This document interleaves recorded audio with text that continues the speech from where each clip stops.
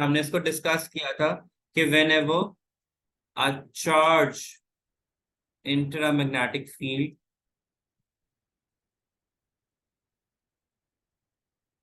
तो वो क्या करता है, it moves in a circle. जो हमने कल बात की थी ना ई ओवर एम रेशियो पर, कि जितना ज्यादा बिगर मास होगा उतना बड़ा रेडिया ऑफ द सर्कल होगा, ई ओवर एम रेशियो, उसको भी हम अभी डिस्कस कर लेते हैं। We just discussed कि force on a charged conductor is equals to QVB, and if it's moving in a circle, then there must be some centripetal force present. So mv square over r over QVB, VV से cancel out हो जाएगा, and we will have r. In order to find the radius, के उसका radius का क्या value होगा, this would be equals to mv over QB in order to find the circle. Okay. कि अगर हमें सर्कल की इक्वेशन फाइंड आउट करनी है एट एनी पॉइंट। ओके।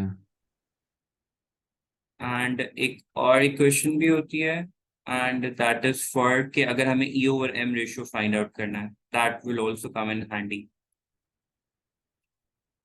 जब भी हम एक कंडक्टर के बारे में बात करते हैं ना, तो it experiences both magnetic and electric field. Obvious सी बात है, हम लोगों ने पढ़ा कि मैग्नेटिक फील्ड भी experience, where there is current there is magnetic field, where there is electric field there is magnetic field also present. So जो net charge, net force जो एक चार्ज एक्सपीरियंस कर रहा होता है, वो sum of electric field plus magnetic field के equal होता है। ओके, क्यू को कॉमन ले लेंगे, q would be equals to E plus v B sine of theta. ये फोर्स कौन सी है, विच अ चार्ज एक्सपीरियंसेस, क्योंकि charge experiences both electric and magnetic field, because charge के पास अपने पास भी होता है। And in order to find the e over M ratio, हम इन्हीं इक्वेशन को यूज करेंगे कि अगर जो हमने प्रीवियस इक्वेशन की है, ये वाली जो इक्वेशन की है, इसी को रीअरेंज करते हैं तो यहाँ से हमारे पास ई ओवर एम रेशियो भी आ जाएगी। अगेन लिख देते हैं यहाँ पे, M V square over R is equal to Q V B, Q की जगह पे ई लिख देते हैं हम लोग, और वहां को उसको इंटर एक्सचेंज कर देते हैं, तो ई ओवर एम किसके इक्वल आ जाएगा,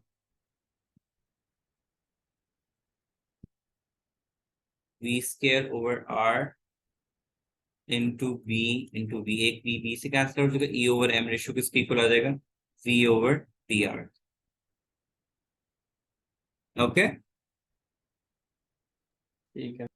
इसकी फर्दर डेरिवेशन भी है, अगर छोटी सी है वो, बस उसमें कहते हैं कि हम, हमारे लिए पॉसिबल तो नहीं होता कि हम स्पीड ऑफ द इलेक्ट्रॉन किस तरह कैलकुलेट कर लें, वेयर एज मैग्नेटिक फील्ड और आर की वैल्यू तो हमें पता है कि हम इजीली कैलकुलेट कर सकते हैं। तो उसने v को फाइंड आउट करने के लिए उसने एक और फॉर्मूला यूज किया, कि उसने बोला कि आपने प्रीवियसली वो पढ़ा था, W इज इक्वल टू किसकी इक्वल होता है, क्यू वी के बराबर होता है, वर्क डन जो होता है। ठीक है, तो उसने कहा अगर हम वर्क डन, हमें पता है चेंज ऑफ काइनेटिक एनर्जी के भी इक्वल होता है, तो 1/2 mv square equals to Q V हम लिख सकते हैं। हमें v का वैल्यू चाहिए, तो v किसके इक्वल आ जाएगा, 2 इंटू क्यू की जगह पे e लिख देते हैं, ये वोल्टेज अक्रॉस आ गया ओवर m का होल अंडर रूट। ठीक है, तो उसने कहा अगर आप ये उस इक्वेशन में पुट इन कर दें, इस वाली इक्वेशन के अंदर, थोड़ी सी रीअरेंजमेंट्स करनी पड़ेंगी, but now you would easily find out the velocity of the conductor जो आपने, sorry velocity of the charge जो आप इस इक्वेशन में पुट करोगे, और E over M ratio find out करोगे। अगर हम ई क्यू ओवर की एम जगह ई रेशियो, क्यों डाल रहे हैं? सॉरी, क्यू की जगह ई क्यों डाल रहे हैं? इलेक्ट्रॉन,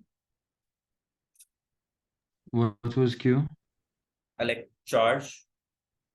अच्छा, एक ही चीज है। अगर रिकॉर्डिंग ना हो रही थी तो मैं आपको बहुत प्यारा जवाब देता इस वक्त पर, बट मैं मजबूर हूँ। Thank you. Anyhow, generally E over M ratio का आंसर हम कैलकुलेट कर सकते हैं। ई, अगर if you are considering as an electron, we know that इसकी वैल्यू क्या होती है, 1.6 × 10⁻19, और मास ऑफ इलेक्ट्रॉन किसकी इक्वल होता है, 9.1 × 10⁻31 के। जब हम इसमें वैल्यूज पुट करते हैं, so we can get the value of, करो जरा कैलकुलेट क्या वैल्यू बनती है E over M ratio for electron.